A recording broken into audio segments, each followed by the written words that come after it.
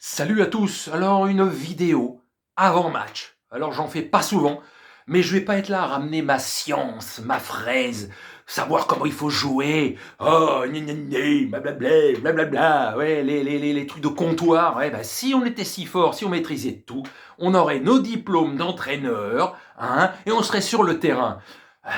Gueuler quand ça va pas, gueuler quand tout le monde voit les choses comme elles ne vont pas, et que tu as l'impression que seuls ceux qui sont réellement là dans l'équipe, etc., ne le voient pas ou font semblant de pas le voir, oui, là, tu as raison, on peut s'énerver, ouvrir nos gueules comme spectateurs, déçus du potentiel qu'il y a et du non-spectacle qu'il y a, justement.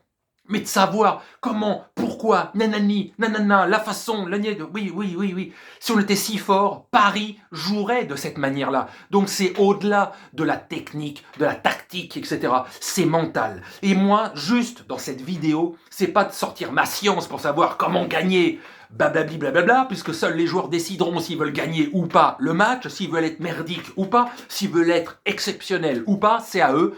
Suivez l'exemple juste d'un Verratti qui, putain, il tient la route là.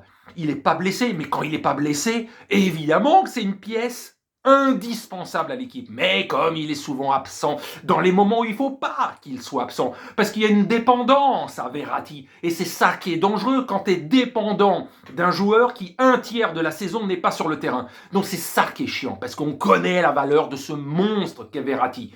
Mais de temps en temps, il en mériterait une, quoi.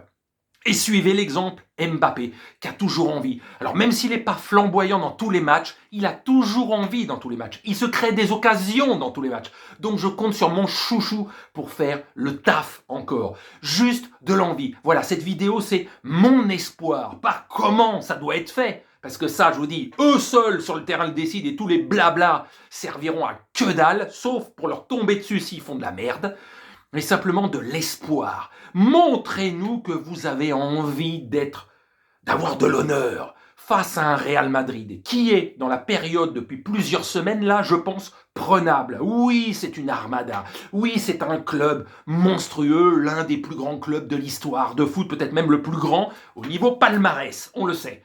Mais montrez que vous avez envie de pouvoir taper cette équipe face à face, au regard. Vous pouvez vous regarder dans les yeux et pas qu'on se dise après, oh, dans les interviews, on savait que ça allait être difficile, on savait qu'il fallait se méfier d'un tel ou d'un tel, etc.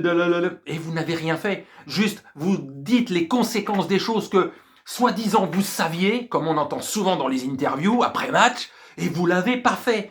Mais ça, ce genre de discours, allez vous faire foutre. J'en ai rien à battre. Montrez que vous avez envie. Et la manière, comparée au match de Ligue 1 ou de Coupe de France, quand la manière, le contenu est à chier et ça nous saoule, la manière, là, je m'en carre. Je m'en carre complètement. L'objectif, c'est de passer les tours.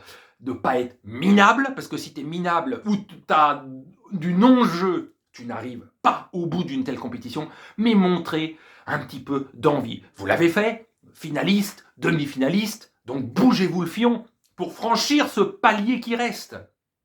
Et pas simplement que ça soit un éternel espoir. Waouh, on empile les noms, les stars, etc.